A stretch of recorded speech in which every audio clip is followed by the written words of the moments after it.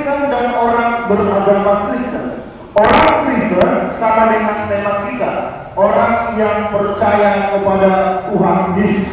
Tetapi lebih menarik lagi, kalau kita gali lebih dalam, orang Kristen tidak cukup hanya percaya kepada Yesus.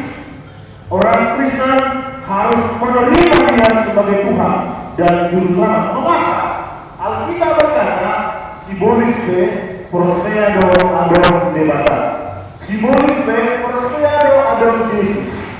Tetapi dia tidak menerima Yesus sebagai Tuhan dan Juru Selamat. Ini yang perlu kita renungkan pada malam hari ini. Lalu pertanyaannya, apa yang menjadi ciri-ciri orang yang menerima Kristus sebagai Tuhan dan Juru Selamatnya? Kita lihat ayat yang ke 30 sampai dengan 33. Ayat 30 kan bersabda, kata malaikat itu kepadanya, jangan takut hai Maria, sebab engkau beroleh kasih karunia di hadapan Allah. Sesungguhnya engkau akan mengandung dan akan melahirkan seorang anak laki-laki, dan hendaklah engkau menamai dia Yesus. Ada pesan yang disampaikan malaikat kepada Maria, bahwa Maria akan mengandung dan melahirkan seorang anak laki-laki. Tentunya Bapak Ibu yang saya kasih dalam kasih Kristus, pesan ini sangat mengagetkan Maria. Bagaimana mungkin dia mengandung belum bersuami? Itu sesuatu yang impossible. Itu sesuatu yang tidak mungkin dalam hidup ini. Tetapi firman Tuhan berkata, engkau akan melahirkannya. Dan lebih jauh lagi, malaikat berkata dalam Injil Matius pasal yang pertama ayat 21, Kristus tidak hanya lahir, tapi dia lahir dengan satu misi yang luar biasa, satu tugas yang dari Allah, yaitu untuk menyelamatkan manusia. Kita baca Matius pasal pertama ayat 21. Ia akan melahirkan anak laki-laki, dan engkau akan menamakan dia Yesus, karena dialah yang akan menyelamatkan umatnya dari dosa mereka.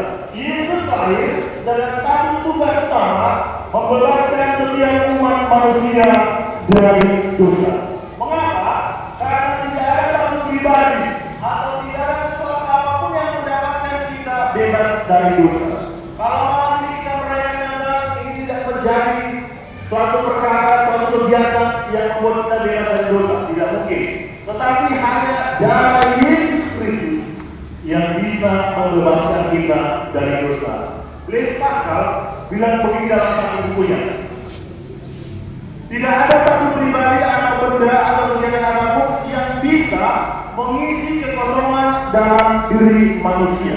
Tadi drama yang muda ini, dia berpikir kalau dia pakai narkoba itu bisa mengisi kekosongan dalam tubuhnya. Tidak boleh. Hanya Kristus yang bisa mengisi, dan Kristus lahir untuk melakukan perkara itu. Pertanyaannya, sejauh mana kita percaya kepada Tuhan Yesus Kristus? Kalau hanya KTP, maka ada dua jenis Kristen yang lain. Yang pertama apa? Kristen tobat. Tahu Kristen tobat? Senin sampai Sabtu kumat, hari Minggu lalu bertobat. Begitu pada orang Kristen dalam posisi seperti ini, hari Senin sampai Sabtu dia bebas melakukan apa saja yang dia mau. Lalu hari Minggu dia bertobat. Dan terus berulang-ulang, lama-lama orang Kristen tidak lagi takut melakukan dosa. Besar harapan pengurus panitia, bahkan saya sebagai pendeta, kita memiliki subtema, biarlah dengan perayaan Natal tahun ini, sinopar di hari Raja semakin percaya kepada Tuhan Yesus. Amin. Kalau tidak berubah, lebih baik kita tidak merayakan Natal tahun depan.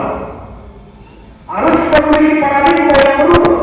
Kalau kita tahu Natal bukan hanya seremonial, Natal bukan hanya pesta, tapi Natal adalah Kristus berbagi kepada kita supaya kita tidak berada dalam lubuk dosa. Itu Natal. Yang kedua, kalau kita sudah percaya kepada Kristus, maka kita tidak menjadi Kristen natas. Tahu Kristen natas? Kristen natas adalah Natal dan Paskah. Minggu mana amang doina orang hari Paskah atau hari Natal. Bayangkan berapa minggu dari dan ini orang-orang yang hanya beragama Kristen, bukan orang yang sudah percaya kepada Tuhan. Harusnya Tidak pernah raja, tidak pernah nasional. Harusnya menjadi orang-orang yang punya pemikiran seperti raja. Kita anak-anak raja yang punya potensi melakukan apapun di muka bumi ini. Yang kedua yang mau kita renungkan, kita coba lihat Yakobus 2 ayat 19. Yakobus 2 ayat 19, biar ayat ini mengganggu kita sehingga kita semakin dekat dengan Tuhan. Yakobus 2 ayat 19. Engkau percaya bahwa ada satu Allah saja, itu baik. Tetapi setan-setan pun juga percaya akan hal itu dan mereka gemetar. Sekali lagi, engkau percaya bahwa hanya ada satu Allah saja, itu baik. Tetapi setan-setan pun juga percaya akan hal itu dan mereka gemetar. Kalau setan gemetar dan percaya pada Kristus, harusnya kita lebih hebat dari setan. Tetapi cenderung banyak orang bermain-main dengan keselamatan. Cenderung banyak orang bermain-main dengan panitia Natal. Ada orang yang berani makan uang gereja. Ada orang yang berani makan uang panitia Natal. Ada orang yang berani makan uang semua. Lebih hebat setan. Setan gemetar ketika mendengar nama Tuhan Yesus. Kita gemetar nggak kalau nggak gereja? Gemetar nggak? Takut nggak kita kalau nggak gereja? Setan takut. Kalau kita nggak takut nggak gereja, berarti kita lebih hebat dari setan. Bahaya. Bapak Ibu yang saya kasih dalam kasih Kristus, biar kita terus merenungkan kasih Tuhan yang luar biasa bagi kita. Poin yang kedua. Yang kedua adalah apa ciri-ciri orang Kristen yang sudah percaya kepada Tuhan. Yang kedua adalah mengutamakan Tuhan dalam segala hal. Kita lihat ayat 26 sampai dengan 30 dari Lukas pasal yang pertama. Jelas dikatakan ayat 26, dalam bulan yang ke-6 Allah menyuruh malaikat Gabriel pergi ke sebuah kota di Galilea bernama Nazaret kepada seorang perawan yang bertunangan dengan seorang bernama Yusuf dari keluarga Daud. Nama perawan itu Maria. Ketika malaikat itu masuk ke rumah Maria, berkata, salam hai engkau yang dikaruniai, Tuhan menyertai engkau. Bapak Ibu, ada konsep dalam perjanjian lama, kalau seseorang bertemu dengan Tuhan atau malaikat Tuhan, maka mereka akan meninggal. Ini yang membuat Maria takut, lalu dia bertanya-tanya dalam hatinya, pesan apa yang mau disampaikan oleh malaikat itu? Dan ternyata pesannya di luar perkiraan Maria. Tentunya di tempat ini orang tua tidak ada yang menginginkan anaknya hamil tanpa seorang laki-laki. Jangankan India, ya kan? Jangankan hamil sebelum menikah, kita sudah katakan PHK dengan putus hubungan keluarga.